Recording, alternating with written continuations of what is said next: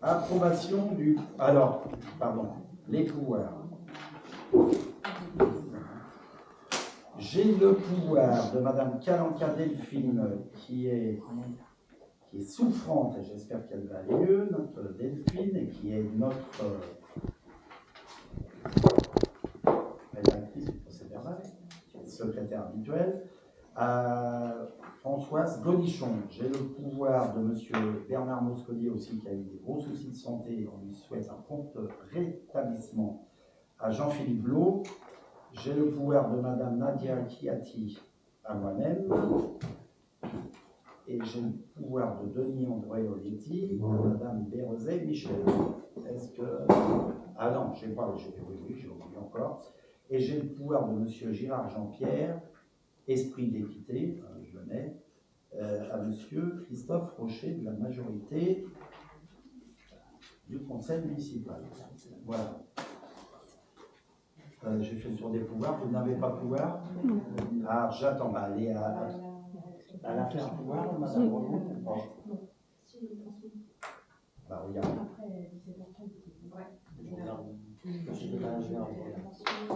Alors, je l'ai dit pour l'opposition municipale, mais ça vaut aussi, Madame la responsable du groupe majoritaire, ça vaut aussi pour vous, les pouvoirs à la dernière minute. Alors, c'est vrai qu'on peut se coincer dans les transports et tout, mais au-delà de ça,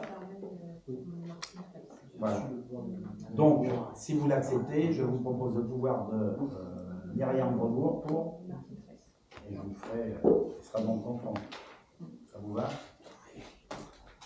Voilà pour les pouvoirs. Donc, pour le secrétariat, alors là, Delphine m'a appelé cet après-midi, elle ne pouvait pas venir, c'était vraiment souffrant.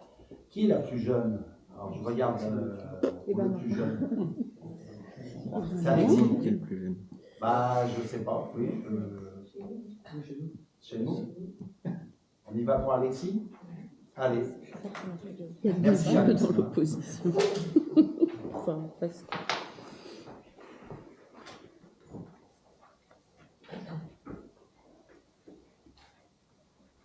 C'est bon?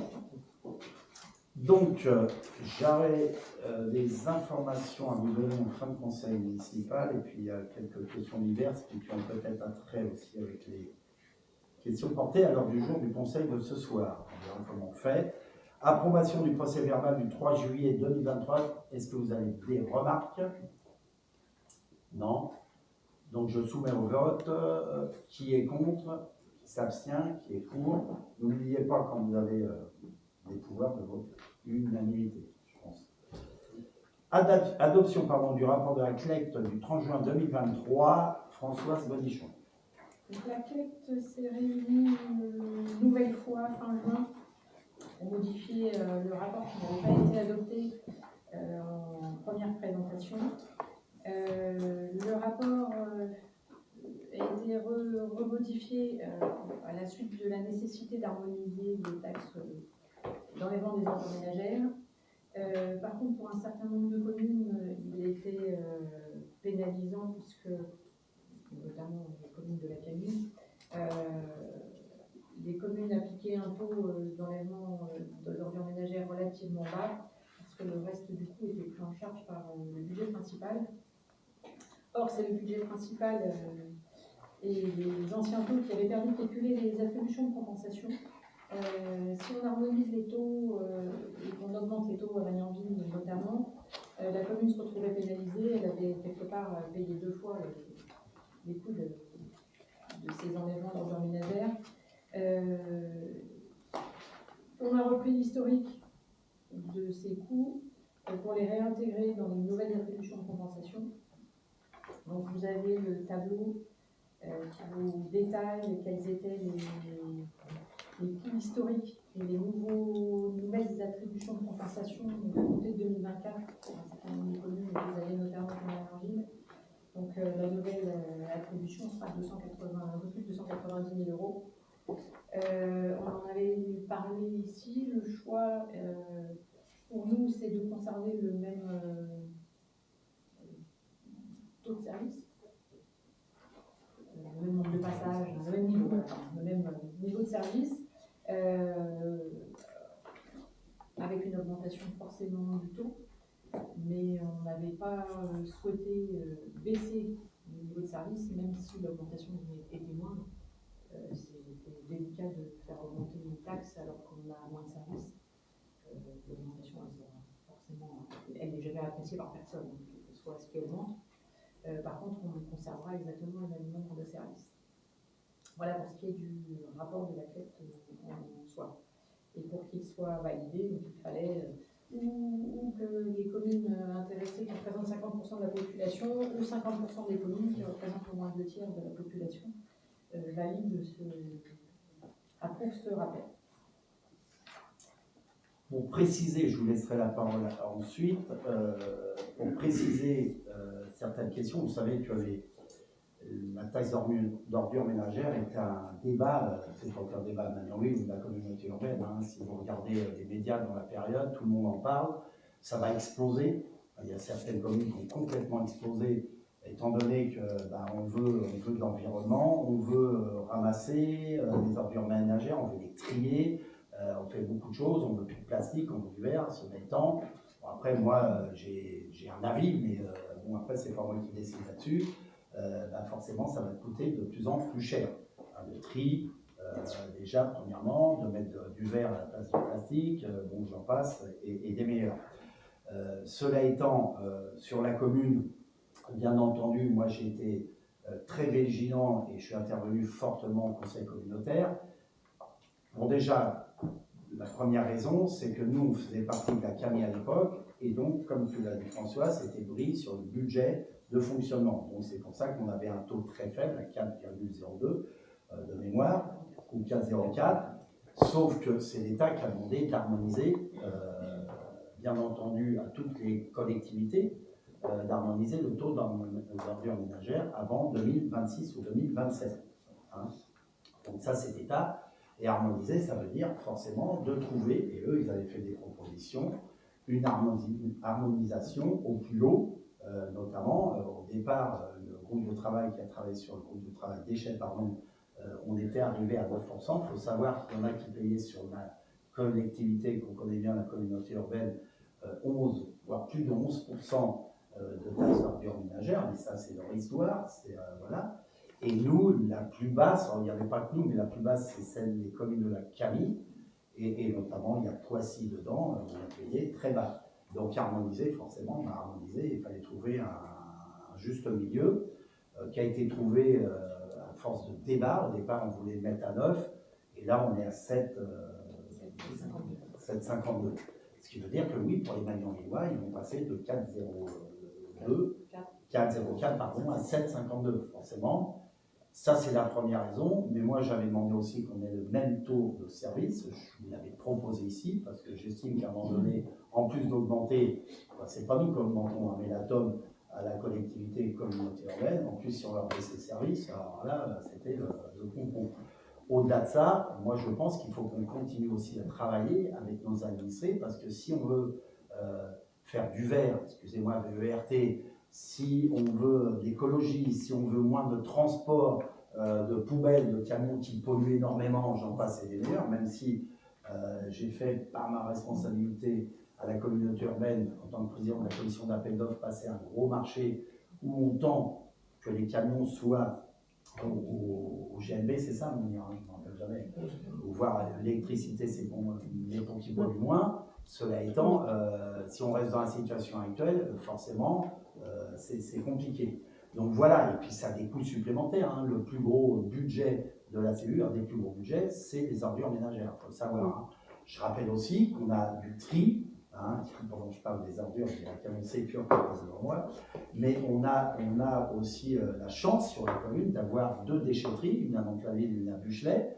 Moi, je pense que c'est une chance. Il faut aussi apprendre aux gens à se déplacer, à les porter leurs ordures, je dirais pas ménagères pour le coup, mais les autres, notamment qu'on voit traîner sur la commune, à les porter en déchetterie. On a mis en place certaines, la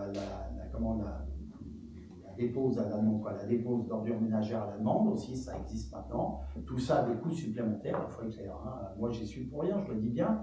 J'ai mon idée là-dessus, mais je pense qu'il faut tendre de plus en plus pour responsabiliser les gens. Vous savez, il y a des villages en province, ils n'ont pas le ramassage des ordures ménagères, voilà. Ils n'ont pas le ramassage des tombes de pelouse devant chez eux, ils n'ont pas le ramassage des encombrants devant chez eux, et ils se déplacent. Et ils payent aussi cher, hein, faut le savoir aussi. Donc, et puis, deuxième chose aussi, c'est que ça va être pris la taxe d'ordures ménagères sur ceux qui payent l'impôt, et ceux qui payent l'impôt aujourd'hui, c'est ceux qui sont propriétaires et qui payent la taxe foncière. Vous l'avez tous reçu. Je tiens à vous rappeler aussi que la commune, on a pris nos responsabilités sous proposition de la majorité au conseil municipal de ne pas augmenter les impôts fonciers. Vous l'avez vu, c'est très bien expliqué pour une fois par l'État sur les feuilles que vous avez reçues. On est toujours de 30,5 à 30,5 et la CU n'a pas augmenté non plus, même si elle avait augmenté, créé un impôt de 6 points il y a 2 ans maintenant, de 6, on n'a pas bougé à 6. C'est les bases de l'État qui ont augmenté de 5,20. Moi, j'aime bien être clair aussi avec les gens. Il faut être clair. Il ne faut pas mentir aux gens. Il ne faut pas leur faire peur. Et si vous êtes interpellé, il faut leur dire voilà la situation où on en est aujourd'hui. Parce que je pense qu'ils ont le droit de savoir, au moins ceux qui payent. Je ne suis pas persuadé. Je pense qu'ils vont le faire que les bailleurs sociaux, parce que ceux qui sont en locatif social ne payent plus d'impôts. Hein. Je ne vais pas engager le débat qu'on avait eu ici, ne payent plus d'impôts.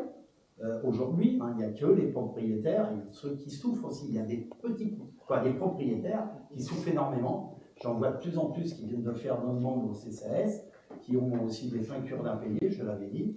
Et moi, je dis que c'est triste hein, d'avoir fait qu'il n'y ait plus de ressources de taxes d'habitation pour les collectivités, parce que déjà, c'est une perte pour nous. Mais en fin de compte, tout le monde ne participe pas à l'effort collectif, et notamment plus près des habitants. Et ça, pour moi, c'est dommageable. C'est ma conception des choses. Je ne vous demande pas de la partager. Dans tout état de cause aujourd'hui, je pense que c'est faire fi aussi qui font des demandes, des besoins, et qui ont des besoins, hein, qui sont dans le locatif social, qui aujourd'hui ne payent plus d'impôts du tout. Hein. Donc, les bailleurs sociaux, je ne sais pas s'ils font reporter la TOM, l'augmentation de la TOM, les connaissances, je pense que oui. Mais au-delà de ça, pour l'instant, c'est les seuls propriétaires qui vont payer. Voilà en complément, excuse-moi Françoise, de ce que je voulais dire. Et bien entendu, j'ai une question de M. Bienton en ce sens-là, mais je pense qu'on y a répondu largement. Voilà, est-ce que vous avez d'autres interrogations, d'autres questionnements par rapport à cette question, qui va être de plus en plus d'actualité, hein, je vous dis, hein, parce que là, les gens, alors la mise en œuvre, c'est pas cette année, ça sera 2024, oui, en fait, voilà, pour les AC. Mais après, bon, les gens vont le voir sur leur feuille d'impôt foncière. Moi, je vous demande aussi, moi j'ai le débat avec les gens et compagnie, quand on leur explique, ils savent, hein, parce que c'est facile de mettre à chaque fois, vous savez, ça c'est l'État ou d'autres, qui nous mettent à chaque fois les responsabilités, à porter des responsabilités qu'on n'a pas. Moi, je n'ai pas cette responsabilité. La seule responsabilité que j'ai ici au sein même du Conseil, c'est de faire valider les propositions, et notamment qu'on n'a pas augmenté les impôts fonciers pour la partie communale au dernier budget. Voilà. Hein. Voilà, mesdames et messieurs, est-ce que vous avez des questions? Est-ce que vous voulez plus d'informations? Non? On doit voter ce rapport de la CLEC, je vous y invite. Donc, qui est contre? Qui s'abstient? Qui est pour? Je vous remercie. État de valeur du stock au 31 décembre 2022 au titre de la convention d'intervention foncière entre la ville, la CU, GPSO et le PFI. Donc ça c'est récurrent, c'est chaque année je reçois un courrier, alors je tenais à préciser, hein, je reçois un courrier de l'EPF d'Île-de-France, avant c'était les Yvelines, pour nous dire, nous dire ce qu'il nous reste en stock foncier, bien entendu, et par rapport aux évolutions du stock ou pas. Hein. Je vous rappelle quand même que le foncier ici est géré par l'EPF quand on préempte, par la communauté urbaine quand elle préempte, et quand la mairie préempte, mais on n'a pas les moyens de préempter, ça serait, voilà, ça c'est le foncier. On a, je vous ai fait mettre dans la délibération, on a une valeur foncière de plus de 5 millions d'euros de mémoire, hein. Excusez-moi, parce que je dis souvent de plus de 5 millions d'euros, 5 millions 496 euros. C'est pour l'instant la préemption de l'EPF sur ce que j'appelle la zone OIM, la plupart, hein, OIM où vous avez vu que les travaux ont commencé, ça y est, on est parti. Si vous voulez, je pourrais vous, en informations diverses, vous donner un peu où on en est actuellement. Donc, là, il y a ce que j'appelle anciennement But, mais maintenant ça s'appelle Atrium. Mais il y a aussi l'hôtel Formule 1, mais tout ce qu'il y a, les petites entreprises qui vendent et tout. Et là, on préempte à chaque fois, je demande à l'EPF de préempter, ou la CEU demande à l'EPF de préempter, ou elle préempte elle-même, pour pas qu'on se retrouve avec, avec des logements sociaux, et j'en passe, c'est les meilleurs, ou des logements pas sociaux, voilà. Et donc, moi, je souhaite, et je suis un maire qui souhaite avoir la maîtrise du foncier. Je l'ai fait la démonstration plus d'une fois et je la fais encore aujourd'hui. Donc là-dessus, je demande souvent l'EPF, en accord avec eux, en accord avec la communauté urbaine, en accord avec l'État, parce que là, on est sur une zone d'opération d'intérêt national, en bas, de pouvoir y travailler. Je rappelle aussi pourquoi, parce que je vous rappelle qu'aussi, il y a des contrats d'objectifs aussi, on en a nous, avec l'EPF, quand ils préemptent, c'est normalement 5 ans, si je ne raconte pas de bêtises, et des conventions, et si, quand l'EPF préempte, elle préempte pour un projet. Et si dans les 5 ans, on n'a pas fait de projet, on est obligé de rembourser. Je ne dis pas, je ne suis pas en capacité de rembourser les 5 400 000 euros aujourd'hui. Donc là, je négocie tout le temps, parce que je veux et je souhaite qu'on maîtrise le foncier à Magnanville, ce qui me permet de dépasser, là pour le coup, Atrium en bas, ça fait plus de 5 ans, je vous l'ai rappelé ici, chez lui, ça fait plus de 7 ans, et je vous ferai j'ouvrirai la parenthèse en fait sur le conseil municipal si vous voulez avoir des éléments là-dessus. Voilà ce qui se passe aujourd'hui sur la commune. Donc, je vous rappelle aussi, j'attire votre attention sur la confidentialité des documents, et surtout certaines parties du document, notamment les analyses prospectives, et qui ne veulent rien dire, je dis, il y a que la prospection, elle est toujours, voilà, on a 5 200 000 euros, on va me dire, monsieur le maire, qu'est-ce que vous allez faire pour rembourser ou comme projet. J'en suis un foutu, je maîtrise les projets actuellement, je vous le dis. Ici, en face à la mairie, c'est connu de tout le monde, je vous l'ai présenté. Ici, à gauche, en face, là, c'est pas à côté de la mairie, et en bas, à Trier. Voilà. Est-ce que vous avez des questions à poser? Des interrogations ou plus des éléments?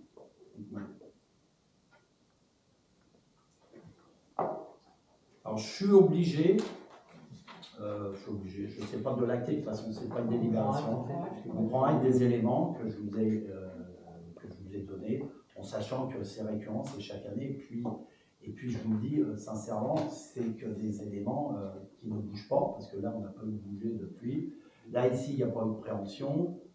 Ici, il n'y a pas eu de préemption, parce que là, on a maîtrisé le foncier avec des promoteurs. Voilà.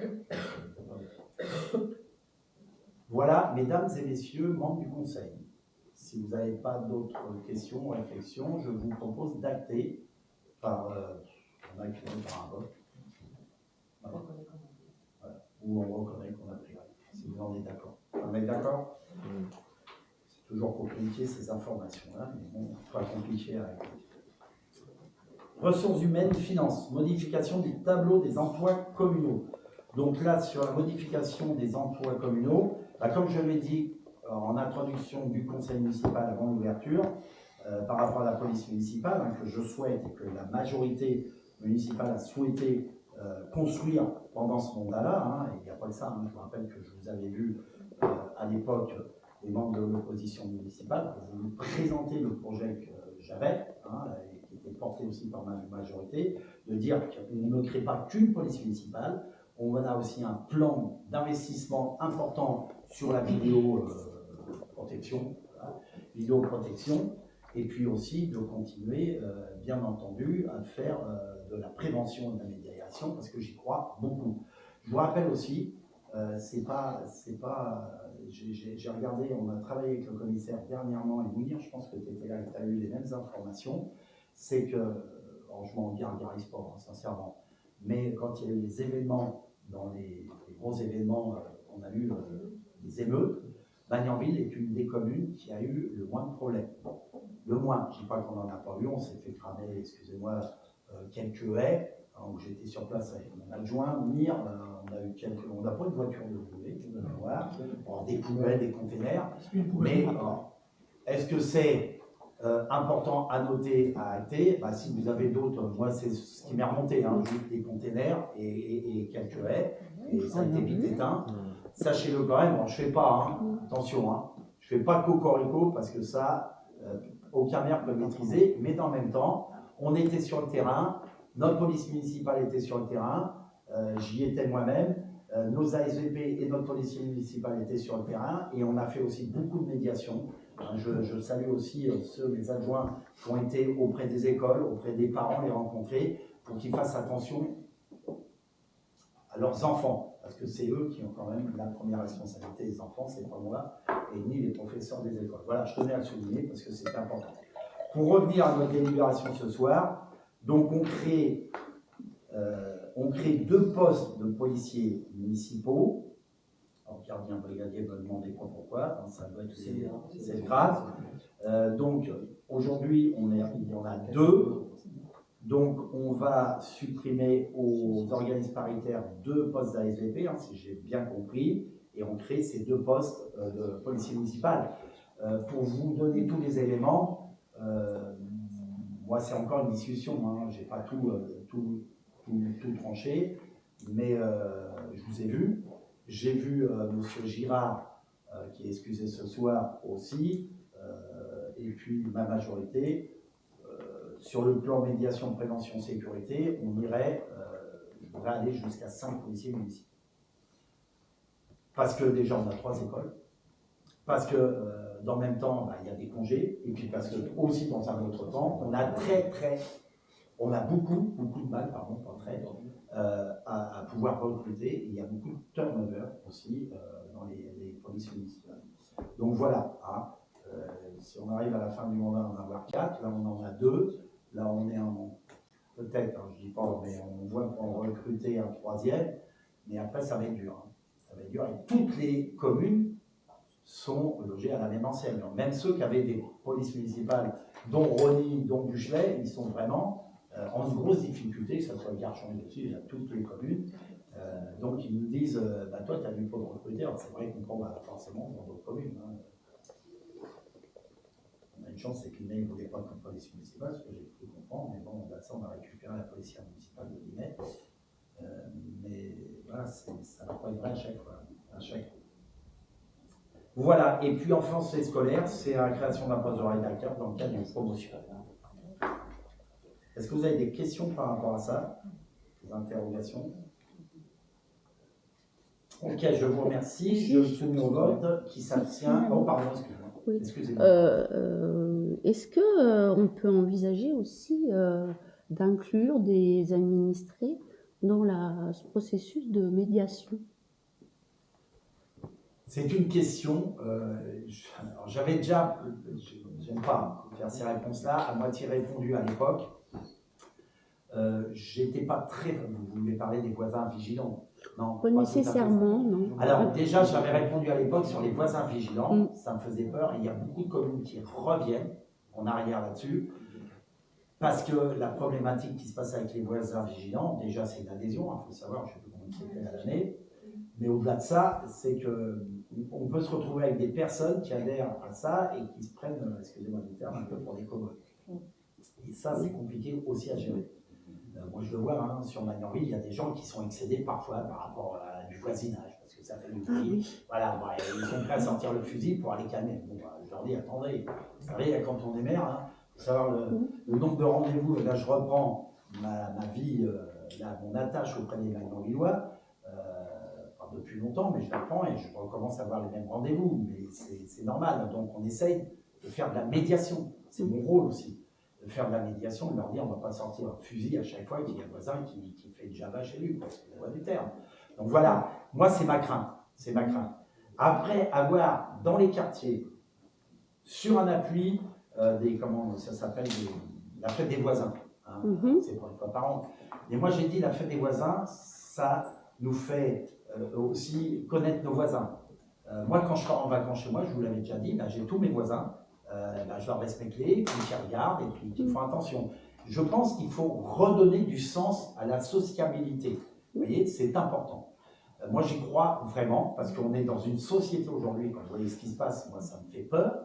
Et je pense qu'à Manerville, on peut y arriver. Vous savez, quand j'ai des gens qui me disent, monsieur le maire, je me suis fait aligner parce que j'ai été mal garé. Ben, il faut savoir ce qu'on veut. Parce que moi, on m'écrit pour me dire, monsieur le maire, les gens ils se gardent n'importe où sur les trottoirs, c'est pas normal. Mon voisin, si on fait beaucoup de délation, il fait du bruit, il s'est garé en travers, je peux plus sortir de chez moi. Et quand moi, je l'ai fait 20 ans, c'est pas moi. Mais ma police municipale les verbalise, il dit, ouais, c'est pas normal. Ben ouais, le policier municipal, il verbalise parce qu'il doit verbaliser, parce qu'il y a une faute. Vous voyez? Mais dans le même temps, si on parlait entre nous, et si on parlait, parce que le policier municipal, je peux vous dire qu'il est sur le terrain, je le vois, il essaye de discuter avec les gens, de ne pas verbaliser, je ne lui ai jamais donné consigne de faire attention, mais quand ça fait 3 fois que les gens ils vous envoient, d'accord, ben voilà, il y a une membre du conseil municipal, je ne citerai pas ici, son nom, elle a été insultée, mais grave, et menacée de mort devant le policier municipal dernièrement, pour un problème de voisinage. Vous voyez, moi je pense qu'il faut que les gens se parlent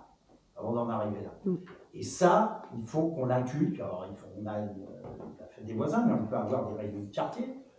Moi, je pense qu'il y a des choses qui peuvent être faites. Et moi, je suis prêt à vous écouter là-dessus.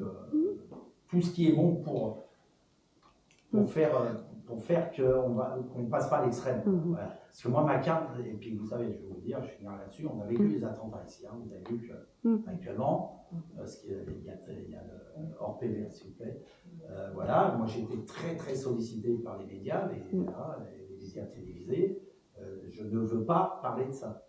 J'ai trop mal vécu, nous avons trop mal vécu, les Manions Vélois aussi, cette situation-là. Donc il faut aussi redonner. Voilà.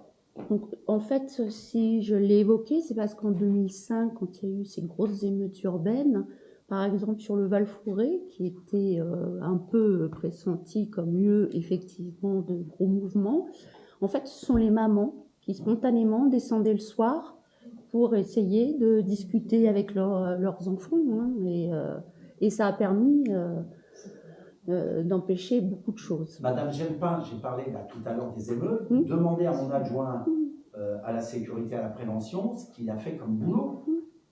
Il l'a fait, oui, parce que moi j'ai été avec lui, et il y avait des mamans qui étaient avec nous le soir. À 22h, 23h, il y avait des mamans. Vous savez, pour sortir les mondes de l'espace Julien Lauprette et l'espace Firmin Riffaut, parce qu'on dit que c'est fermé à 22h, ça de mémoire, 22h30. Moi, le nombre de fois qu'il y a des gamins qui jouent. Alors, quand il n'y a pas. Mais on dit, allez, sortez gentiment, ça va. Mais là, c'était jusqu'à minuit. Et on me faisait dire, il y avait des mamans qui venaient avec nous. Vous voyez, ça, j'ai trouvé ça super intéressant. C'est pour ça que je dis, je préfère ça que de mettre en place un système qui, pour moi, parfois peut nous faire peur aussi. Hein. Il y a des gens que je connais aussi qui sont pour avoir l'inverse. Voilà, si j'ai répondu à votre question. Oui, oui. Ok, est-ce que vous avez des questions? Non. Je fais procéder au vote. Qui est contre? Qui s'abstient? Qui est pour? Je vous remercie. J'ouvre. Modalité d'occupation des logements communaux. Alors ça, c'est pour les logements. Je vois maintenant. C'est pour les logements, notamment, qu'on a récupérés. Alors, je ne vous dis pas la délibération, vous l'avez lu aussi bien que moi. On a des logements communaux ici. Avant, on avait des logements, des pavillons. On a soumis à la vente. À l'époque, ils nous coûtaient plus cher qu'ils nous rapportaient. On a été obligé de garder certains pavillons pour nos personnels, notamment ceux de l'éducation nationale aussi. Hein, par exemple, le gardien du cimetière. C'est le gardien du cimetière, qui a un pavillon dans l'école des Cities, et puis cela, c'est compliqué à aller voir, quand même, hein, dans une école. C'est vraiment dans l'école, mais ça, c'était. Voilà. Et donc, on a encore quelques logements. Là-dessus, bon, on verra pour l'instant, on a vendu ceux qu'on demande en priorité. Voilà. Par contre, on a, et je vous l'avais déjà dit ici, on a vraiment une problématique qui fait suite au Covid, qui s'est accentuée. Problématique, ce que j'appelle de logements d'urgence parfois, mais de logements aussi précaires pour certains d'autres, de femmes battues, d'enfants battus, d'hommes battus, j'en ai pas eu pour l'instant qui sont venus dans, mais ça peut arriver, de gens qui sont victimes d'un incendie, et vous le savez, là on en a eu, pavillon, feu d'appartement, On a une problématique aussi de les reloger sur le fait. Alors, vous allez me dire, il y a des assurances, mais les assurances, à un moment donné, ils font pas tout, ils ne sont pas dans la réactivité, et en plus, parfois, ils vous proposent l'hôtel. Parce que de toute façon, ou ils nous demandent, mais nous, comme on n'a pas de logement à mettre à disposition, voilà. Donc, moi, m'est venue l'idée, on avait déjà débattu ici, de dire comment on peut récupérer des logements qui nous permettent aussi de répondre à ces questions-là. Alors, je vous ai livré certaines questions, certaines réflexions, mais dans le même temps, il peut y en avoir d'autres. Vous savez, une femme ou un mari ou un couple qui divorce, qui en attendant, vous savez, avoir un logement social, parce que s'ils sont propriétaires, ils ne peuvent pas avoir accès au logement social, c'est compliqué et tout, si on peut les dépanner, ou il y a pas mal de situations comme ça. Donc j'ai fait travailler mes services sur déjà 2 appartements qu'on avait, qui étaient à l'époque gérés par la Mandragore, vous vous rappelez, oui. La Mandragore ayant fermé les portes. Donc on a récupéré ces 2 appartements-là. En plus, avec la gestion de la Mandragore, donc même si on s'entendait super bien avec la Mandragore, force est de constater qu'on gérait, on avait du mal à gérer, et eux aussi, parce qu'on avait souvent des gens, parfois je le disais, on signe un bail pour, alors c'était 1 ou 2 plus 1, je ne sais plus, pour 3 ans, on se retrouvait avec des gens qui étaient là en permanence, et puis qui ne payaient pas leur loyer, j'en passais meilleur, ça me coûtait vraiment cher, mais au-delà de ça, moi j'ai cette vocation aussi à répondre aux besoins des gens et aux besoins des associations sociales.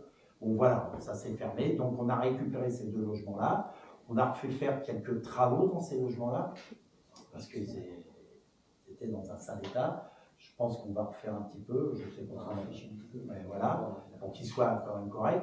Et vous vous rappelez, alors j'en avais parlé au CCS, je ne sais plus si j'en avais parlé ici aussi, la RPA, cette fameuse RPA, donc on a, les portes se sont fermées aussi, mais on avait la volonté aussi de fermer ces portes-là parce que les logements sont insalubres, je ne vous rappelle pas, là c'est d'actualité, les punaises de lit, les punaises de lit, et là, demandé à mon ancien DGS et à mon agent Michel Desrosets, parce que ça a été à gérer ça pendant plus de 6 mois, voire 8 mois. Au-delà de ça, il y avait des gens qui étaient en énorme difficulté, et physique et mentale, je ne suis pas médecin, mais qui étaient plus de la responsabilité de l'EHPAD. Donc voilà, on a super bien géré, j'avais remercié, et je vais remercier encore de toute cette gestion. Et là, que fait-on des logements? Vous connaissez les logements, moi, c'est comme le patrimoine, c'est comme le foncier, j'y suis très attentif. Donc j'ai réuni, j'avais informé le CCS plusieurs fois, le bailleur social, on arrive en but, ça arrive en but de se régler avec nos avocats interposés. Eux, ils voulaient récupérer l'ensemble du foncier. Moi, il n'en était pas question, parce qu'à l'époque, je ne reviens pas sur l'époque, il y avait eu, l'ancien maire avait signé un accord qui faisait qu'en fin de compte, je la fais rapide, on remboursait les prêts, et suivant un petit loyer mesuré et une soute, mais qu'on remboursait au bailleur social, ce qui veut dire qu'en fin de compte, au bout du bout, on a payé les trentaines, un peu plus de logements qu'il y a là-bas. Moi, j'ai dit, il n'en est pas question qu'ils récupèrent. Alors après, le bailleur social, je ne sais plus qui c'est, celui-là, Batigère, voulait récupérer les logements, oui, pour faire. Alors ils nous ont fait part de plusieurs projets, moi j'ai dit non à chaque fois. Moi, je revendique le mien. Normal, j'estime qu'on l'a payé. Bon, tout ça fait que c'est pas simple au niveau de la justice. Et moi, je me suis dit qu'il faut qu'on trouve une solution assez rapidement parce que les logements ont déjà été dégradés. Il faut faire énormément de travaux. Mon investissement, c'est plus d'1,5 million, je crois, même plus de travaux. Et puis moi, j'ai peur au squat. Donc aujourd'hui, c'est nous qui avons les clés, alors que Batigère se dit propriétaire. Vous voyez, bon, c'est un peu ambigu.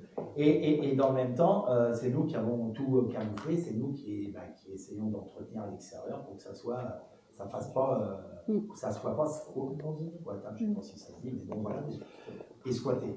Bon, aujourd'hui, on a eu 2 tentatives de squat, mais bon, on l'a réglé facilement. La solution qu'on a trouvée avec nos cabinets d'avocats respectifs, c'est de dire, voilà, il nous faut un projet, je ne sais pas lequel ils sont en train de réfléchir, mais un projet qui permettra à la commune d'avoir un beau projet, et dans le même temps, j'ai la garantie, ou j'aurai la garantie, parce que pour l'instant on n'a rien de signé, Michel, de récupérer 3 appartements qui nous feront un neuf. Appartements genre T3, T1, T2, qui nous permettent aussi d'avoir la gestion d'un parc logement en situation de ce que je vous ai dit tout à l'heure pour gérer certaines problématiques. Voilà. Donc là, ce n'est pas finalisé encore. Quand ça sera finalisé, je vous le dirai. Et voilà, je pense qu'on va tomber d'accord là-dessus. Hein, et c'est eux qui nous ont dit, parce que le logement, moi je ne me voyais pas capable, de toute façon, on n'a pas été capable d'investir autant. Ou sinon, si on le vend, vous savez, si on vend ces logements-là, ben, forcément, on ne maîtrise rien et on va se retrouver avec peut-être 100% de logement social ou avec du logement spécifique pour, je ne sais pas, voilà, il faut qu'on regarde les projets. J'avais parlé de projets avec des personnes en situation de handicap, ce qui va très bien, parce qu'on n'a rien sur la commune et il y a beaucoup de demandes actuellement. Intergénérationnel, on en fait en bas, donc ça on va pas faire à chaque fois les mêmes choses. Voilà, donc quand j'ai un plus d'éléments, ce que je voulais vous dire, c'est que notre parc, il y en a un autre, notre parc est communal, propriété, va s'agrandir un peu. Hein. Donc ce qui permettra aussi aux gens en difficulté, familiales, ce que je vous ai dit tout à l'heure, d'être réactifs aussi parfois, si... Vous savez, moi j'ai vu des gens, ils ont tout perdu dans un incendie. Aller à l'hôtel, ce n'était pas possible pour eux. Et quand on n'a pas de famille dans le coin, ben, on fait comment, vous voyez. Donc voilà, tout ça va nous permettre de... En plus, ouais, comme mon DGS me souffle, on a un dernier logement aussi, 50 rue des Plains-Vins, je ne sais pas si c'est 57, pardon, rue des Plains-Vins, qui a été préempté par l'EPF pour nous. Alors pour ceux qui voyaient l'hôtel Formule 1, il y a 2 petits pavillons, je ne sais plus si c'est le premier ou le deuxième, qui a été préempté pour nous, et ça va faire aussi, c'est l'engagement qu'a l'EPF auprès de nous, d'un logement qu'on gère. Je leur ai dit OK pour préempter, mais c'est moi qui veux le gérer dans les situations que je vous dis actuellement. Donc on aura de la propriété propre, c'est le cas de le dire, comme là les deux, déjà c'est à nous, c'était déjà à nous, mais on était géré par l'association, la Mandragore. On va récupérer 3 logements avec Batigère, là, donc anciennement RPA, et puis celui-là qu'on a, plus les 2 ou 3 autres pavillons qu'on a aussi pour nos professeurs des écoles, et puis notre personnel, hein, par rapport à l'administration, par rapport à tout ça. Mais ils payent le loyer, hein, je tiens à vous dire aussi, ils payent le loyer, hein, c'est pas gratuit.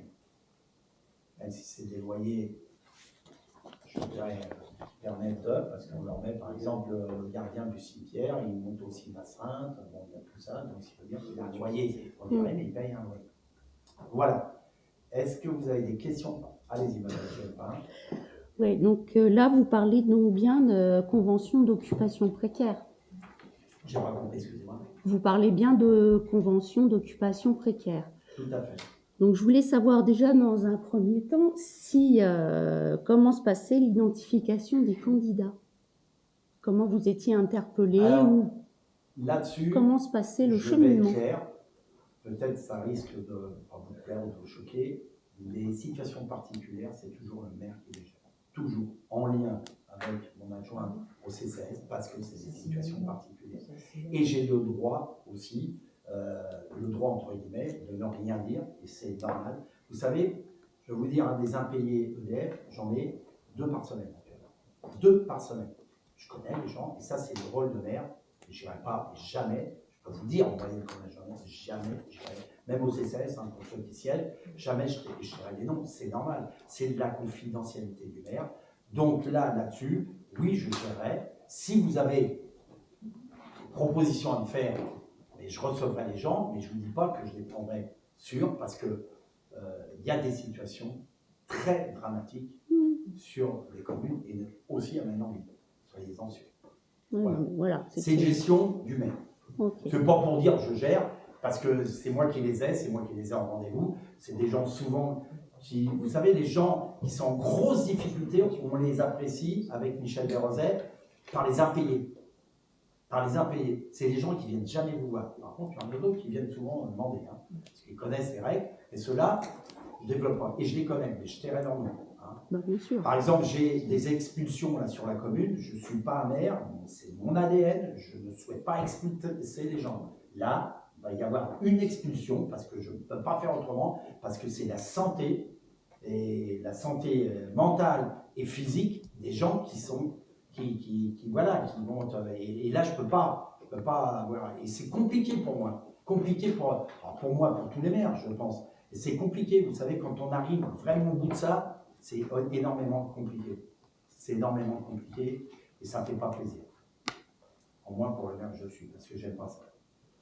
Donc, je gérerai ces situations individuelles, mais bien entendu, les membres du conseil, s'ils me connaissaient, parce que les gens, il y en a qui viennent me voir, mais il y en a qui ne viennent pas me voir. Et nous, on les voit, on leur demande par rapport à ce qu'on gère en CCS, parce qu'il y a des gens qui sont mais en énorme difficulté, hein, et familiale et financière. Souvent, ça se regroupe. Donc les critères, effectivement, que vous retenez, c'est essentiellement via ce qui se passe au CCAS.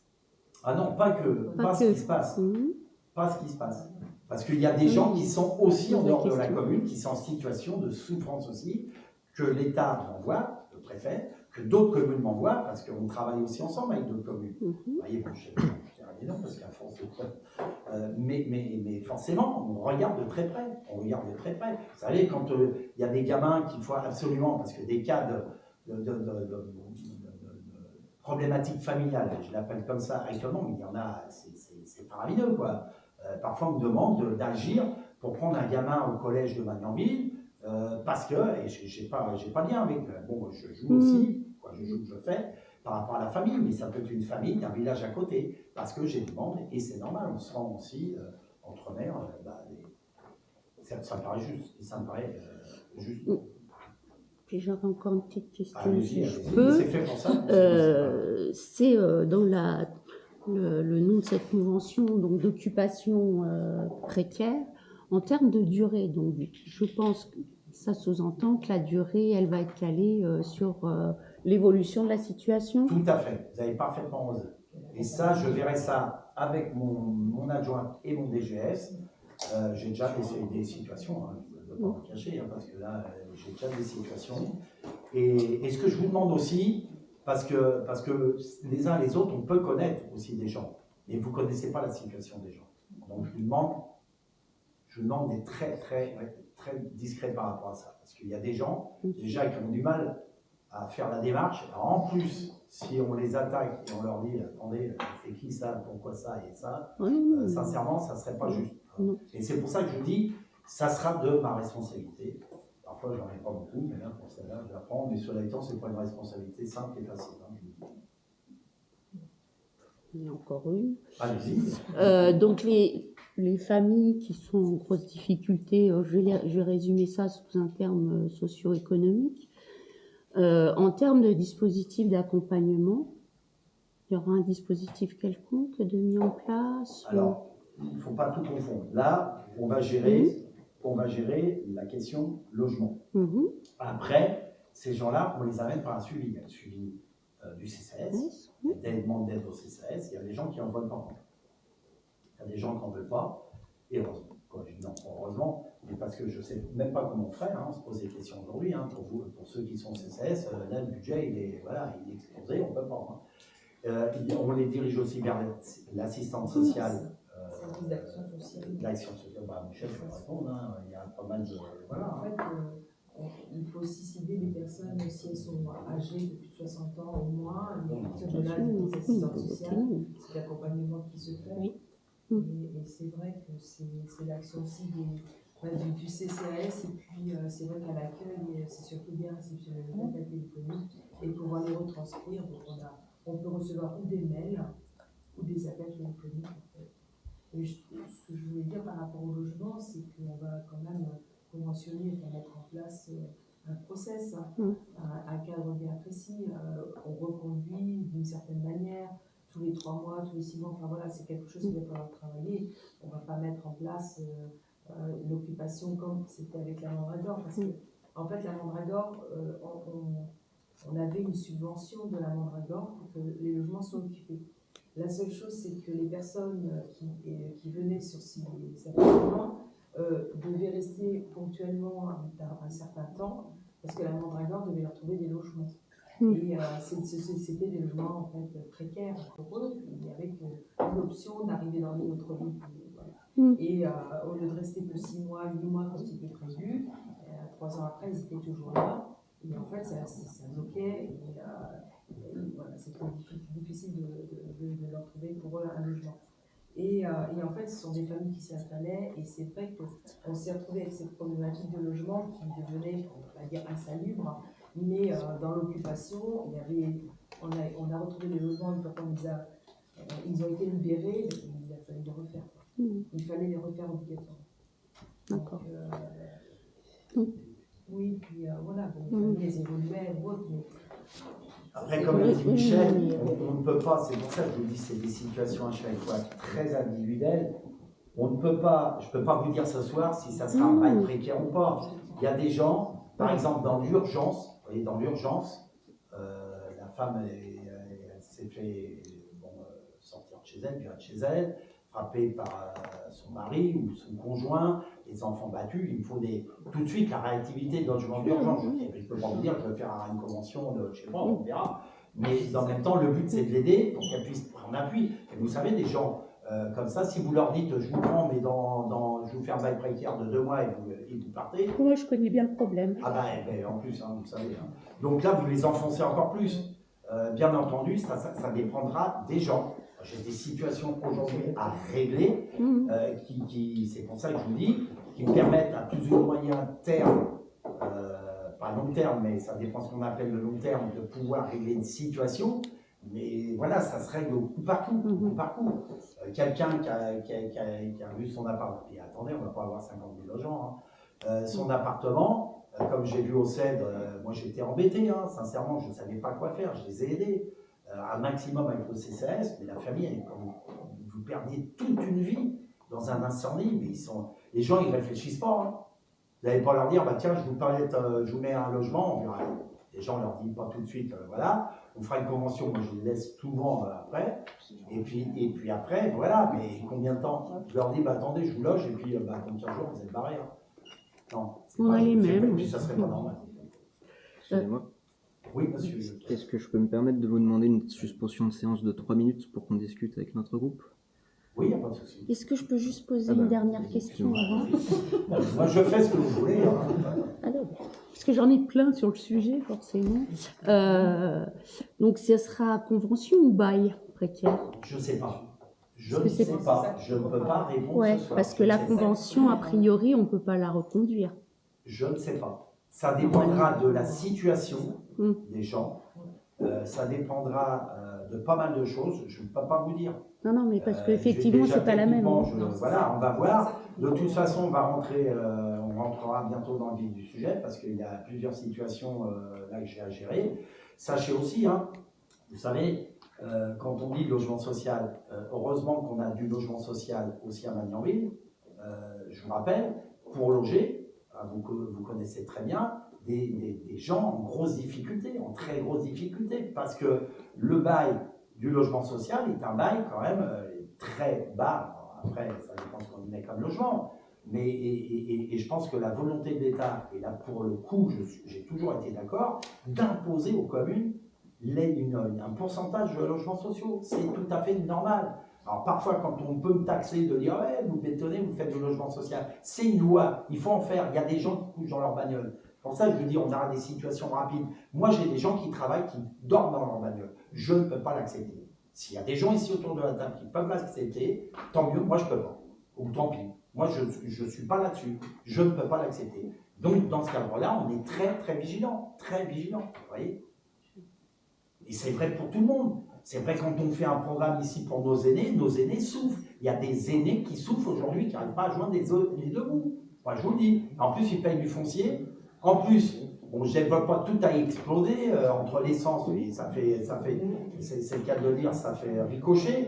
Et quand on essaye de faire des programmes et sociaux en bas pour nos aînés et aussi privatifs parce qu'on essaye d'équilibrer les choses, parce que c'est normal. Et là-dessus, et puis après, moi je vous dis, hein, sincèrement, c'est pas une tare de loger dans le logement social. Moi, j'ai vécu dans les HLM à l'époque, j'en suis pas mort, et je trouve ça bien. Et puis la qualité des logements sociaux aujourd'hui, c'est plus. Voilà, je vous inviterai à voir ce qu'on a en face à visiter quand ça sera fini. Bah, je peux vous dire, c'est de plus. Alors moi, je suis dans du social qui est moins. Il y en a du... Merci, Batigère. Mais cela étant, je ne peux pas tout résoudre. Hein. Vous savez, quand j'ai habité au CED à l'époque, c'était les jeunes, on habite au CED, j'étais heureux. Aujourd'hui, les gens, peut-être que la population a changé, mais moi, je ne peux pas tout maîtriser. Les appartements, oui, je pense qu'il faudra les refaire complètement. Peut-être même foutre un coup de bulldozer, je ne développe pas, comme on a fait ici en face, et qui permettent, et dans le même temps, de pouvoir loger les gens, parce que tout le monde ne peut pas se permettre d'être propriétaire en plus d'une période, je suis en même parenthèse. Oui, j'accepte votre...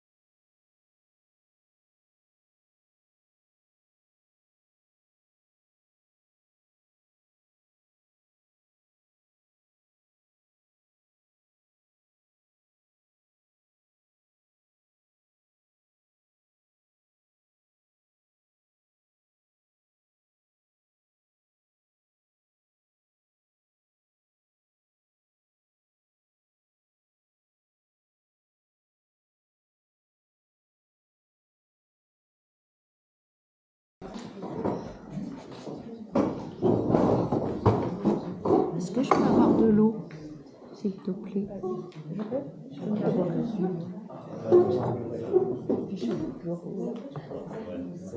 Ouais, je veux bien Oui, c'est intervenir bon. si vous me le permettez. J'ai pas compris. Juste pour intervenir si vous me le permettez. Allez-y, allez-y. Donc Vous simplement... avez coupé votre film? Oui, j'avais coupé le micro.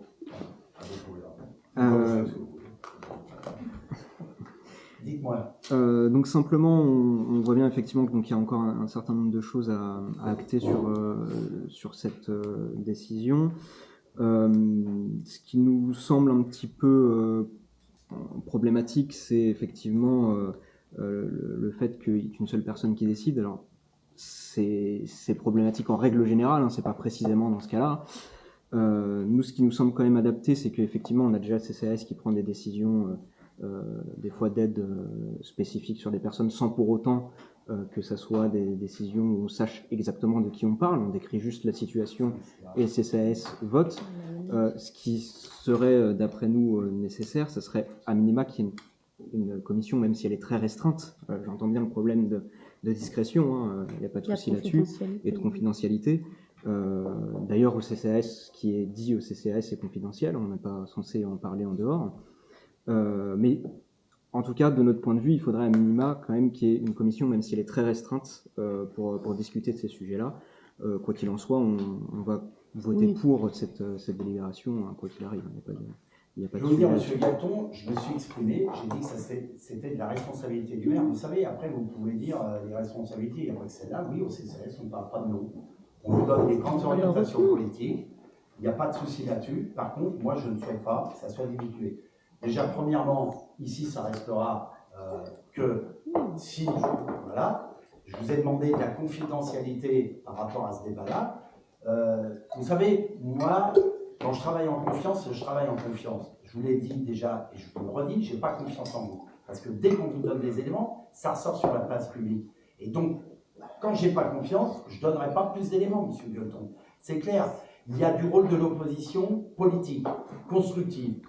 Vous ne faites pas la démonstration, vous êtes dans l'opposition politique et constructive, à part M. Girard, et vous l'avez vu, qui a quitté votre groupe d'opposition, qui maintenant, je n'appelle plus ça opposition, parce qu'il nous donne en plus son mandat pour voter à la majorité, en tout état de cause.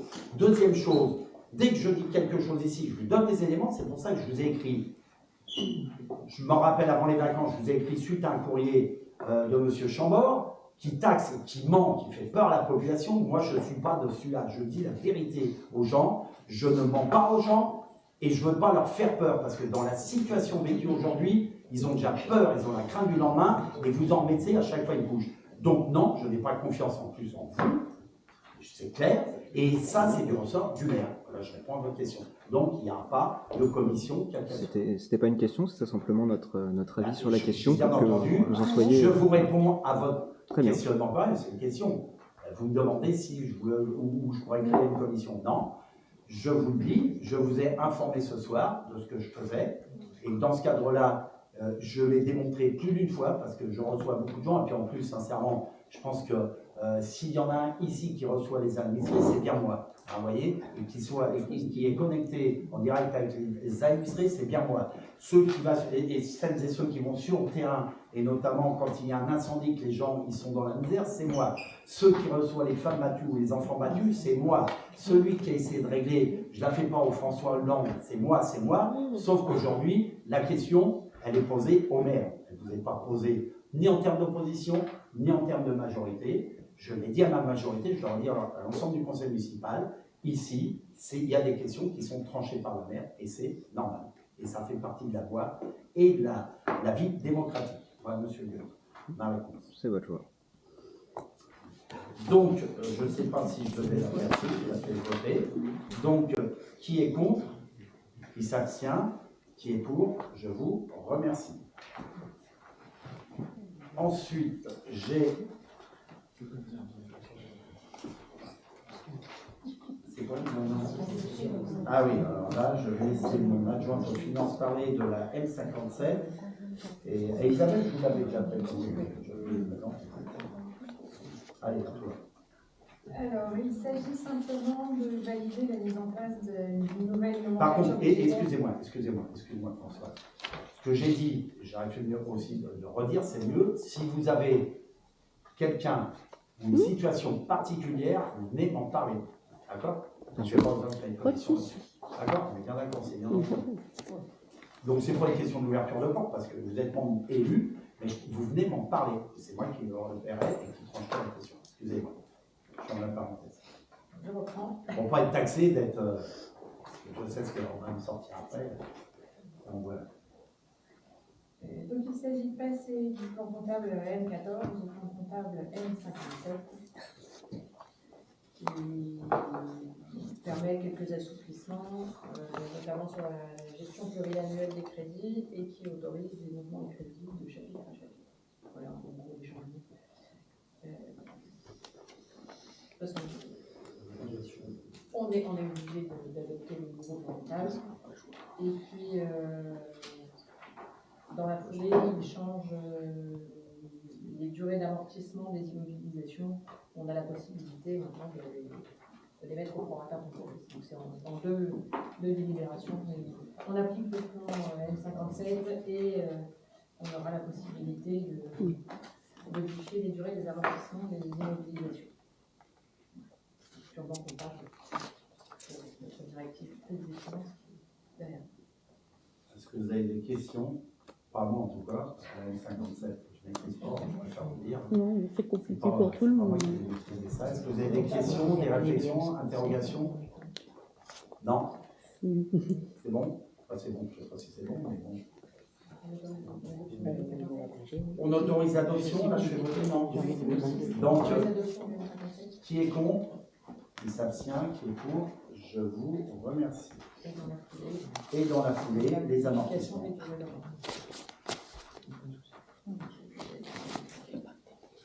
Pas d'autres questions?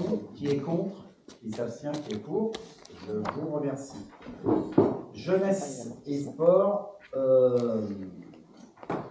Jean Doré, information d'objectifs et de moyens entre la ville et le Magnanville basketball. À la dernière session sportive, le basket appartenait à l'ESM. Il a décidé à l'AG, je crois que c'est en juin, de sortir de l'ESM. Ça a été validé par le SM, si bien qu'on se retrouve en septembre avec une nouvelle section basket qui s'appelle MBB Magnanville Basket Ball. Et à partir de cela, on est obligé de faire une nouvelle convention. Vous êtes invité en début de Est-ce que vous avez des questions? Juste à ce sujet-là, je vous livre, hein, parce que c'est vrai qu'on fait adopter des conventions d'objectifs et de moyens qui ne sont pas signées ni par moi-même ni par le maire. Et moi, parfois, il y a des choses qui m'interpellent, ça m'a interpellé. Mais en fin de compte, mes services, et mon directeur général de service m'a dit aussi, c'est le conseil municipal ici qui décide, donc, qui m'autorise en fin de compte à la signer, le président du basket. La seule chose que j'ai demandé à mes adjoints au sport, c'est, ils sont pas là à côté de vous, c'est d'avoir au moins la confirmation du président de l'association qui va signer cette dite convention et qui est bien en amont. Donc là, c'est fait à chaque fois, mais j'ai jamais de retour. Imaginez que le président de l'association ne veuille pas, qu'on délibère ici, qu'on vote tous unanimement que la convention allait signée par le maire, et si le président de l'association ne veut pas la signer, ça me fout très mal. Alors, parce que parfois, il y en a qui peuvent changer d'avis, je ne sais pas. Mais en tout état de cause, voilà, je préfère qu'on ait un courrier du président de l'association. Ça peut nous revenir, hein, pour l'instant, avec le basket. Mais au moins, c'est clair, et pour moi, et pour le conseil municipal. Voilà. C'est une question claire. Il n'y a pas d'ambiguïté, il n'y a rien par rapport à ça. Est-ce que vous avez des questions? Non, c'est bon?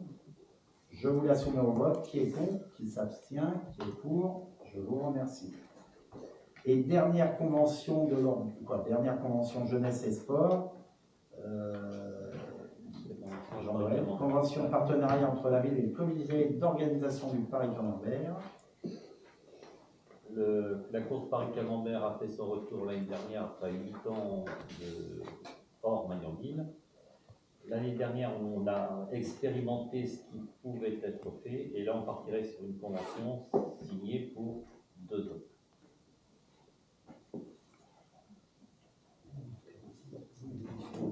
Vous avez des questions? Alors pourquoi 2 ans, hein, on ne va pas les refaire après. L'année dernière, c'est expérimenté. Maintenant, on va partir sur 2 ans. Voilà. 2 ans, c'est jusqu'à la fin du mandat. Oui. Jusqu'à la fin du mandat. On ne peut pas s'engager. Voilà, le conseil municipal actuel sur quoi que ce soit. Donc on le fait jusqu'à la fin du mandat. Moi je le disais à mes adjoints, à ma majorité, c'est le course Paris-Camembert, et publicité au-delà de la commune, bien entendu. Il y a beaucoup de Magnanvilloises et Magnanvillois, pour ceux qui sont venus l'année dernière au départ et en pleine semaine, qui sont venus, les enfants des écoles. On va continuer à travailler. Je vous rappelle aussi que dans ce cadre-là, nos partenaires institutionnels ou partenaires privés payent aussi. Voilà, il n'y a pas que la commune, hein, je tenais à le dire aussi, c'est important. Hein, c'est tout le travail que je peux faire en collaboration avec nos partenaires et institutionnels et privés qui font que on a cette belle course qui est revenue. Cette belle course qui est revenue à Magnanville. Et alors donc par contre la date, je ne peux pas vous la dire cette année parce que traditionnellement c'était le mardi après le lundi. Et je crois que cette année ça va changer à cause des Jeux Olympiques et quelques. Elle sera en semaine, normalement au mois de mars, mais à confirmer. Oui, 27. Ben, on vous donnera les éléments. 27 mars, mais à confirmer. Avant c'était le mardi Pâques, c'est ça. Voilà. Voilà, est-ce que vous avez des questions? Oui, madame Jeunepin. Ah, c'est ma soirée question. Vous avez tiré au sort ce soir? Eh ben même pas. Ah mais c'est bien. Non mais ceci étant, combien à peu près, est-ce qu'on a une idée du nombre de Magnanvillois qui participent à cette... En termes d'écoliers, je sais que beaucoup. Ouais. Beaucoup, parce qu'on avait toutes nos écoles. Hein. Il y avait... 2 classes pour de mémoire, c'est qu'après il faut gérer une classe de 30, 2 classes ça fait déjà 60, dans un lieu public pour les... Bah, vous regardez sur les photos qu'on a fait l'année dernière, Ouais. il y avait, tous les gamins étaient sur je pense, les escaliers du lycée, ça, je ne sais pas comment ça peut faire. Ouais. Moi, selon les organisations syndicales, ça fait 5 000. Non, je On déconne. n'est pas 5 000. Mais au-delà de ça, je ne peux pas vous dire. Mais je sais que ça génère beaucoup de monde. De Magnanville aussi, mais des villages autour, forcément. Hein. Mais si vous me posiez la question, est-ce que les villages autour pourraient payer aussi, moi je dis oui. Forcément, 3 fois oui. Sauf que, quand vous dites ça en mer, hein, c'est comme le feu d'artifice. Hein. Ils viennent voir le feu d'artifice, mais quand on leur demande de payer, voilà. Bon là, il y avait moins de soins cette année parce qu'on n'était pas au collège d'art de juillet, ils ont été surpris que le feu d'artifice ait lieu à la fête de la ville, vous voyez. Et je pense qu'on va le maintenir comme ça. Mais c'est vrai que, bon, après, on ne peut pas interdire, moi je ne veux pas leur demander leur pièce d'identité, vous êtes de même on ne peut pas hein. Mais ça a un impact quand même énorme. Je vous rappelle aussi que là, on est terre de jeu, mon directeur des sports est là, terre de jeu pour les Jeux olympiques et paralympiques. On organise plein d'initiatives cette semaine, je laisserai mes sportifs le dire, hein, sur la Coupe du Monde aujourd'hui. Attends, je fais voter ça, je laisse la parole. Et juste une parenthèse, il n'y a pas que la course cycliste en elle-même, il y a quand même des animations du vélo auxquelles certains jeunes avaient participé. Voilà. Comment réparer un vélo crevé? Ça m'avait. Moi je dis, je prends ma bombe et je. Non, On rentre dans le baquet et puis on voit où ça fait la surtout bulle. les coureurs du Paris Cavalier. Mais tout le monde ne le fait pas. Même moi, le premier, je ne le fais pas. Allez, est-ce que vous avez d'autres questions? Comme c'est la soirée, on ne gêne pas? Non. Oh là, je m'essouffle. Bon, voilà. On a répondu à votre question. Oui. Je fais passer au vote. Donc, qui est contre? Qui s'abstient? Qui est pour? Je vous remercie. Je vous laisserai la parole après, mais ça bon. Quelques informations. Il y a les agents aussi qui en donneront. Des informations importantes.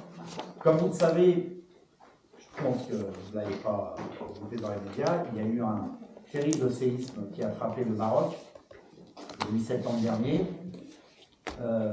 Donc là-dessus, j'ai participé avec au moins mon adjoint, mais d'autres adjoints aussi qui étaient venus à l'appel d'associations musulmanes ou caritatives, hein, par rapport pour voir comment on pouvait aider la population marocaine. Je vous rappelle, je ne sais plus combien de morts, vous me dire 3 000 morts. C'est terrible. Avec des familles aujourd'hui en grosse difficulté aussi, hein, là, pour le coup, qui ont tout perdu. Qui ont perdu voilà, tout leur accroche, la famille, leur maison, leurs souvenirs, tout perdu. Et donc là-dessus, on nous a demandé aussi, la dernière réunion que j'ai faite à Mantes-la-Jolie, de faire attention dans les décisions qu'on pourrait prendre au conseil municipal. Vous savez que dès qu'il y a, souvent on réagit, on fait voter une subvention financière de temps, voilà. Et donc là-dessus, pour en avoir discuté avec plusieurs personnes, et notamment le président du département, Pierre Bélier, qui est très impliqué aussi avec le Maroc, et l'ambassadeur du Maroc, ils nous ont dit qu'il faut qu'on y aille doucement quand même, et qu'on regarde ce qu'on fait les uns les autres. Donc le président du département a interpellé tous les maires des Yvelines, en lien aussi avec les associations, pour leur dire, voilà, nous, le département, on sait, peut faire. Ils ont déclenché une aide d'urgence de 200 000 € tout de suite. Ils nous ont demandé au conseil municipal, c'est vrai que c'est plus simple, on aurait voté ce soir, je vais préparer une déclaration, une vote, je crois, modèle de 1 500, 2 000 €. Mais en fin de compte, je trouve la démarche différente, mais qui m'a interpellé, mais je tenais à vous la livrer qui me va mieux. C'est dire comment on peut travailler. Alors, ça se travaille avec l'ambassade du Maroc, les consuls du Maroc, bien entendu, ça se travaille pas comme ça, on ne peut pas tout faire. Mounir connaît bien l'ambassadeur du Maroc, moi aussi, j'ai eu la chance de le rencontrer plusieurs fois. C'est de dire, là, aujourd'hui, si on met de l'argent, de l'aide humanitaire, ça va pas mal à Marrakech, la capitale. C'est pas la ville la plus touchée, hein, je vous le dis. À Agadir non plus, voilà, ils sont touchés, mais pas la plus touchée. Il y a tous les villages, ils sont énormément touchés. Et donc, la proposition qu'on nous a faite, c'est pour ça que je vous dis c'est une information, c'est pas une délibération, je reviendrai vers vous, c'est dire comment on peut travailler avec des villages qui nous seront proposés, des villes ou des villages, des petites villes ou villages, pour les aider, faire un jumelage en quelque sorte, avoir des liens avec eux, qui nous permettent de dire, et surtout de les écouter, bah, nous, il ne faut pas de l'argent, il faut plus de vêtements, il faut des parpaings, vous voyez, pour reconstruire notre maison, tout ça. Hein. Donc là-dessus, je vous en dirai plus, c'est pour ça que je voulais vous enfermer ce soir, pour vous dire qu'on n'est pas resté les deux pieds dans le même sabot, et j'essaierai de travailler aussi avec les partenaires que je fais travailler, notamment les entreprises. On essaiera de trouver des solutions. S'il faut du ciment, du parfum, je ne sais pas, moi, de la chaux, je n'y connais rien, mais ça sera plus le lien qu'on aura avec ces villes petites ou villages. Alors, je ne veux pas m'associer à Agadir ou à Marrakech, de toute façon on est trop petit, mais moi ça me va bien comme démarche, je ne sais pas ce que vous en pensez, c'est une démarche différente, et peut-être qu'on pourra tisser des liens aussi. J'avais toujours dit au sein même de ce conseil municipal, on n'a jamais été jumelé, on n'a jamais trouvé, hormis la petite case, sur l'aide humanitaire, mais c'est une association, c'est pas la commune, et pourquoi pas y réfléchir demain. Ça, pour nous. Voilà, je ne sais pas ce que vous en pensez de cette démarche-là, il me va mieux que de vous proposer ce soir une délib en disant bah, on vote 1500 € d'aide. Il y a des caisses, hein, je ne sais plus comment ça s'appelle, il y a le Secours populaire, mais il y en a d'autres, on aurait pu envoyer, mais je préfère, je ne sais pas ce que vous en pensez. Je trouve que c'est mieux de savoir où ça va. Parce que surtout dans la période, souvent il y a beaucoup d'intermédiaires et au final il n'y a pas grand-chose. Au final, ça n'arrive pas à bon port. Si ça peut permettre effectivement de lier des liens avec les populations qui sont actuellement victimes de tout ça, ça peut être aussi une bonne chose d'avoir potentiellement à terme un jumelage ou ce genre de choses, effectivement. Bah, c'est pour ça que je voulais vous le présenter comme ça ce soir au conseil, parce que moi je me suis posé la question, on l'a posé, on dit faut faire une aide financière d'urgence, mais ils en ont plein, ils en ont, hein, je peux vous dire, ils en ont. Bon, le Maroc aussi, le roi du Maroc a déclenché une aide financière, moi je suis pas sur place, mais je préfère qu'on lise ce jumelage, on verra, hein, je vous dirai, on va avancer là-dessus, ce qui nous permettra d'être en direct et de pouvoir aussi aider les populations en ce sens. Voilà. Bah, je vous remercie d'acter cette proposition informative que je vous ai faite. Et puis, je vais laisser la parole à mes adjoints qui vont très rapidement vous donner quelques éléments. Notamment, avant de laisser la place à mes adjoints, je vous ai fait tourner, je ne sais pas où il en est, le document, pour vous donner, vous pouvez regarder, où on en est des travaux, parce que vous m'avez posé plusieurs fois, et notamment sur Atrium en bas. Atrium, c'est le nom qu'on a donné en bas, oui, en entrée de ville. Vous avez vu que ça a commencé, les travaux. Je vous rappelle quand même qu'on est toujours en contentieux avec Auchan. On a gagné, j'ai gagné, alors c'est tribunal, c'est DAC, Commission départementale d'activité commerciale. J'ai gagné, pas la première fois, j'ai été remonté mais pour des documents en CNAC, Commission nationale des actions des activités commerciales. Ça paraît, c'est comme un tribunal, avec Auchan en face, leur avocat. Et là, la troisième fois, j'ai gagné sur la CNAC, donc ils m'ont arrêté que c'était go qu'on pouvait. Et là, la démarche Auchan, pour vous dire qu'ils en veulent, ils en font, ils nous ont mis au tribunal administratif. Sachant que le tribunal administratif n'a rien à voir avec le CNAC, c'est l'État, la CNAC, c'est DAC-CNAC. Et là, tribunal administratif, j'ai demandé à mes partenaires, notamment de la promotion immobilière, Cogedim, et d'autres, de commencer les travaux. Parce que le but, vous avez bien compris, je vais l'expliquer aux gens, c'est de gagner du temps. Plus ils gagnent du temps, plus ils gagnent du fric. Hein. C'est comme ça, hein, sur leur chiffre d'affaires. Donc là-dessus, on a commencé les travaux. On va être normalement dans les temps. Alors pas dans les temps que je vous avais donné à l'époque, parce qu'on a perdu quand même 1 an et demi, 2 ans de retard, hein, et beaucoup de boulot. Là, c'est parti. Vous allez le voir, là, on va faire une rue, là, dès la semaine prochaine, qui va, vous allez voir, on fait tourner vous allez voir sur les plans, une nouvelle rue qui va traverser le nouveau programme, forcément, hein, qui va libérer, je pense, du flux qui vient de la Google. De toute façon, on n'aurait pas pu faire autrement. On aura, comme je vous l'avais dit, Lidl à signer. L'hôtel a signé aussi. Je vous avais dit, c'est pied et demi de mémoire, hôtel 3 étoiles. On a signé avec les bailleurs sociaux pour faire une résidence intergénérationnelle, sociale. ou c'est en cours, voilà. Et puis, bon, il y aura et les commerces de proximité qu'on souhaitait réellement, hormis Lidl, hein, il y aura boulanger, il y aura restaurant, je pense. Enfin, on est en train de valider tout ça, mais ça va être fait dans le temps imparti. Et bien entendu, j'ai reporté la construction du rond-point du département. Je rappelle que j'ai vraiment négocié avec le président du département pour l'avoir parce que ce n'était pas gagné, mais parce que j'ai vraiment insisté que c'était accidentogène. C'est un accident toutes les semaines, voire plus. Et donc, vous l'avez en plan sur le schéma, le rond-point qui va être fait, un énorme rond-point qui va coûter pratiquement 2 millions d'euros au département et pas un centime à la commune, à la collectivité Magny-en-Ville. Donc c'est important et donc ça va nous faire une belle entrée de ville, je le souhaite et je l'espère, avec du commerce de proximité et avec l'enseigne Lidl, je peux en parler maintenant, tant attendu par certains Magny-en-Villois que je connais, qui viennent me demander à chaque fois où vous en êtes, monsieur le maire de Lidl. Là-dessus, il a fallu vraiment travailler. Voilà. Oui, Est-ce que c'est une fin de travaux à... Une fin de travaux, je m'engage plus. Je m'engage plus. Parce qu'à chaque fois que je m'engage, on a toujours. Normalement, on est dans les temps, mais je peux pas. Aux alentours de 25, mais bon, on a tellement d'aléas parfois que. Ouais. Et le rond-point arriverait après. Alors, le rond-point, je finis sur le rond-point, vous l'avez vu dans le schéma, il va être magnifique, quoi. Au-delà d'être magnifique, il va sécuriser, on va remettre les voies en face des voies, par la route Mantes-la-Ville et la nôtre, Mantes-la-Ville, Magny-en-Ville.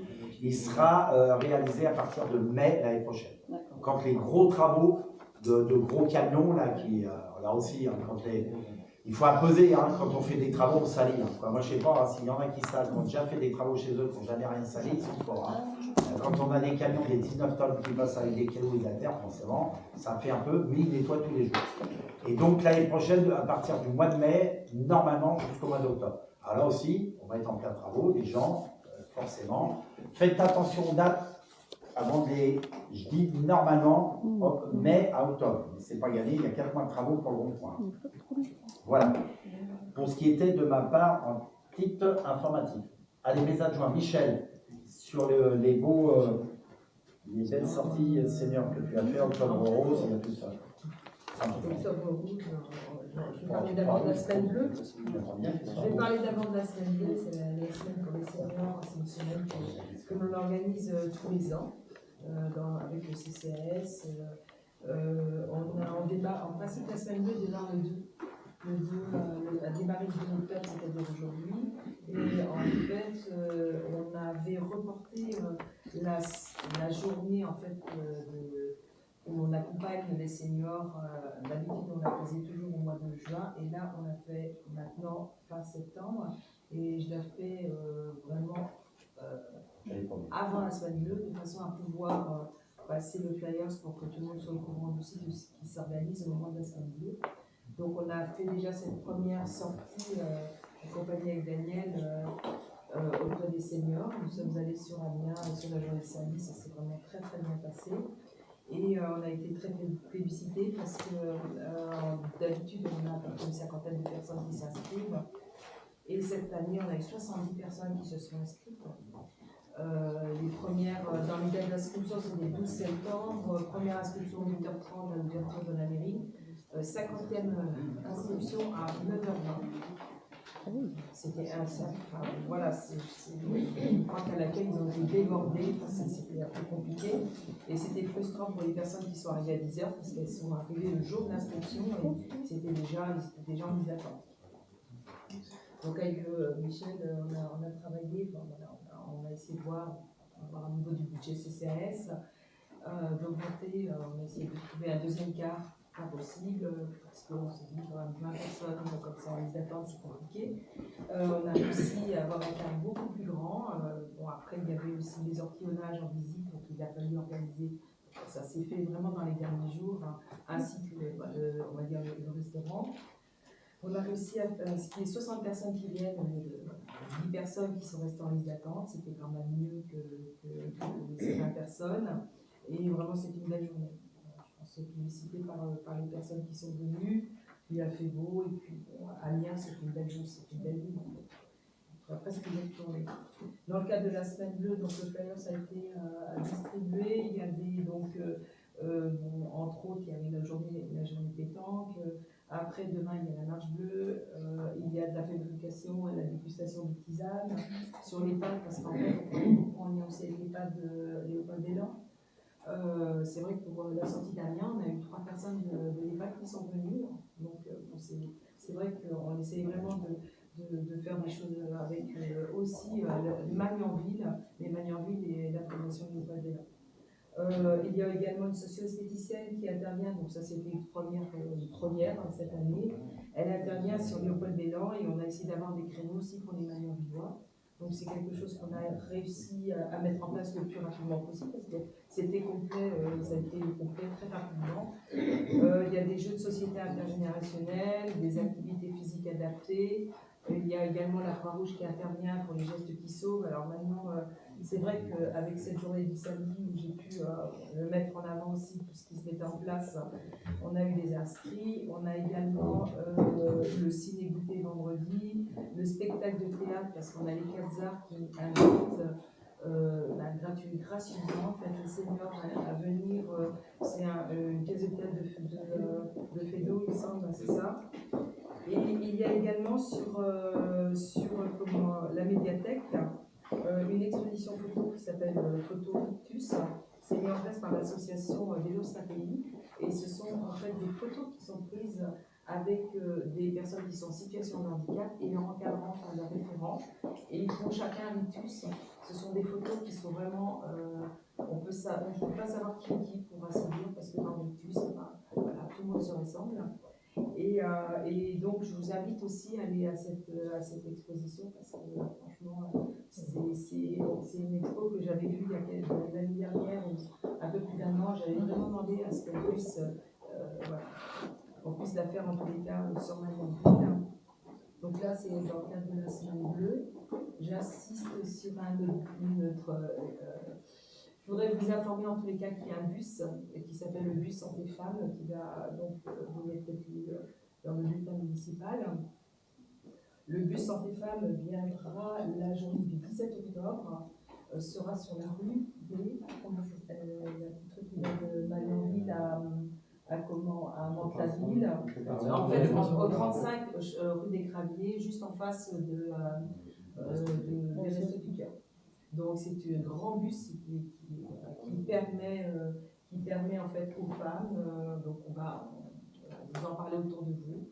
Ce sont des personnes, des femmes qui n'ont pas de suivi particulier, qui voudraient un dépistage.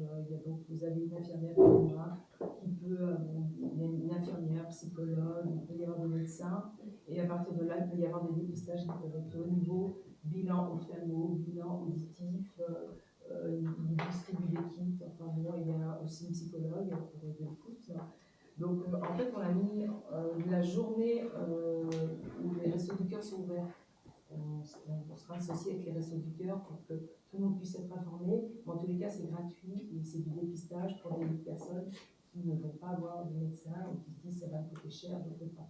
Donc voilà, c'est une initiative du département qui se fait dans différentes villes. Belle semaine bleue, merci voilà.